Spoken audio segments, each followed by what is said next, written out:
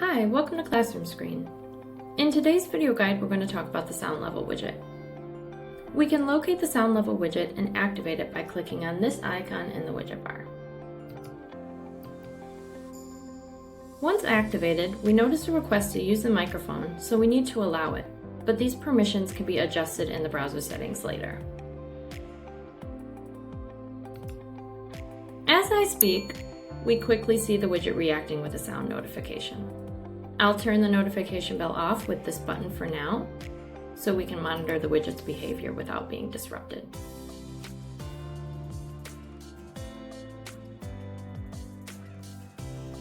Next to the bell, we have a little counter to track the number of times the notifications occur. And over here, in case we need to disable the sound level monitoring temporarily, we can click on this microphone button. Now we see it's not reactive to my voice.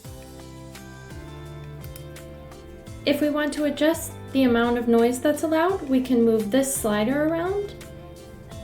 As it moves to the right or to the left, we see the red bar changing to reflect an increase or decrease in the level of sound that's permitted.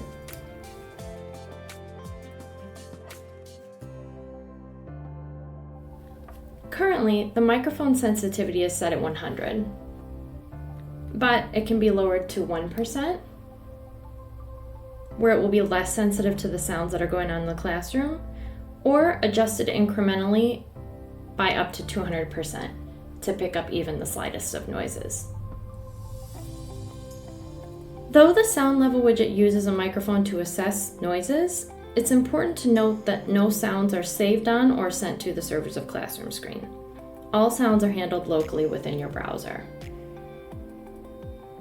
When we look at selecting a microphone, the sound level widget will register the device being utilized by the application and also any external hardware connected.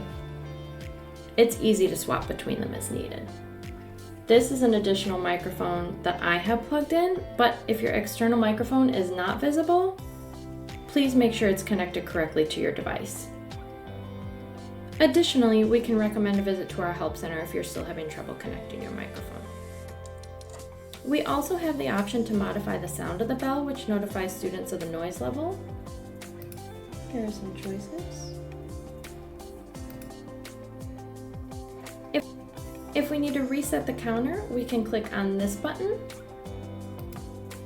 or we can click here to toggle off the counter completely if we don't want to keep track of the notifications. Well, that's all for now with the sound level widget, and thanks for joining us. We hope to see you next time.